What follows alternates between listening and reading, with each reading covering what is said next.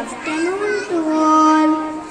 આજના પાવન પર્વે મારે એક નાનકડા શ્લોકથી વાતની શરૂઆત કરવી છે.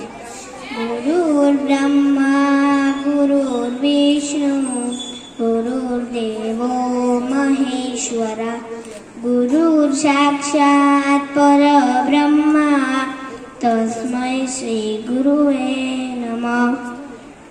અહીંયા ઉપસ્થિત સર્વે મારા ગુરુજનો તથા મારા વાલા વિદ્યાર્થી મિત્રોને મારા શત નમન. ગુરુએ આપણા ઉપર કરેલા અનંત ઋણોને યાદ કરી તેમનું સ્મરણ કરવાનું મંગળ પર્વ એટલે ગુરુ પૂર્ણિમા. આપણા ભારત દેશમાં ગુરુ પૂર્ણિમાને એક મહાન પર્વ માનવામાં આવે છે. તેમને વ્યાસ પૂર્ણિમા પણ કહે છે. ગુરુ અને શિષ્યના પવિત્ર સંબંધની વિશિષ્ટતા એ આપણા ભારતીય સંસ્કૃતિની દેન છે. આજના વેસ્ટર્ન સમાજમાં ઘણા બધા ડે ઉજવાય છે, જેમ કે father's day, mother's day, doctors day, yoga day, આવા અનેક ડે ઉજવાય છે.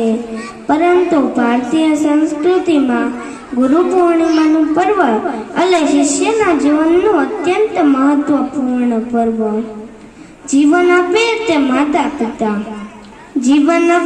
માતા પિતા અને જીવનમાં કઈ રીતે જીવવું તે શીખવાડે એ ગુરુ.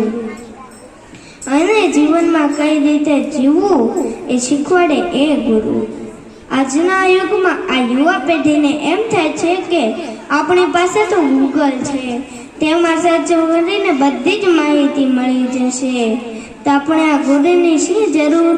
પરંતુ મિત્રો, ગૂગલ પાસે તો બીજા લોકો દ્વારા અપલોડ કરાયેલી જ માહિતી છે. તેમનો પ્રેક્ટિકલ ઉપયોગ કરીને કઈ રીતે શીખવાનું એ તો ફક્ત આ ગુરુ જ સમજાવી શકે છે. આ કામ ગૂગલ નથી કરી શકતું.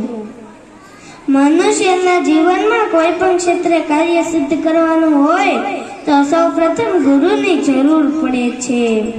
જો આપણે વિદ્યા પ્રાપ્ત કરી હોય તે સારા સંસ્કારી અને કુશળ ગુરુ કરવા જોઈએ. જેમ કે પ્રહલાદના ગુરુ કુંભારશ્રી બાઈ હતા, એકલવ્યના ગુરુ દ્રોણ હતા, મીરાબાઈના ગુરુ રોહિદાસ હતા. આમ ગુરુ અને શિષ્ય વચ્ચે કોઈ જ્ઞાતિ જાતિના ભેદ હોતા નથી. ગુરુ એ ઈશ્વર કરતા પણ મહાન છે. એટલે તો કહેવાય છે કે ગુરુ ગોવિંદ દોનો ખડે કિસકો લાગુ પાય, બલિહારી ગુરુ આપકી જીત ગોવિંદિયો બતાય. ગુરુએ બતાવેલા માર્ગ અને જ્ઞાનથી જ વ્યક્તિ સમય પર આવી રહેલી જીવન દરેક મુશ્કેલીઓને પાર કરી સફળતાની સીડી ચડી શકે છે. ગુરુ પૂર્ણિમા આપણને યાદ અપાવે છે કે આપણા જીવનમાં ગુરુનું કેટલું મહત્વ છે. ગુરુ જ આપણને સાચી દિશા અને માર્ગ બતાવે છે. ગુરુએ આપણી અંદર રહેલી અજ્ઞાનતાનો અંધકાર નાશ કરી દિવ્ય જ્ઞાનની જ્યોતિ પ્રજ્વલિત કરે છે. ગુરુ એટલે દિવ્યતાના માર્ગ પર દોરી જનાર પથદર્શક, આપણા જીવનને આનંદ ઉલ્લાસમય બનાવી દેનાર પરમ તત્વ.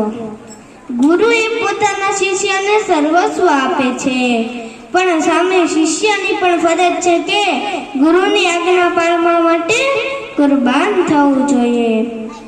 ગુરુના ચરણમાં મસ્તક નમાવીને જે આશીર્વાદ મળે છે ને તે જ કરા. તો આ સંસ્કાર અને સદાચારનો વારસો આપનારી ગુરુ પરંપરા આપણને મળી છે તે આપણા અહોભાગ્ય છે. તો આજે આપણે ગુરુ પૂર્ણિમાના પવિત્ર દિવસે તેમનું પૂજન અર્ચન અને તેમને વંદન કરીએ અને તેમને ચિંતેલા માર્ગે આપણું તન અને મન તમને સમર્પિત કરીએ. અજ્ઞાનીને જ્ઞાની કરનાર, અવગુણોને દૂર કરનાર, અંધકારને પ્રકાશિત કરનાર ભગવાન રૂપી ગુરુને ગુરુ પૂર્ણિમાની ખૂબ ખૂબ શુભેચ્છા. અસ્તુ.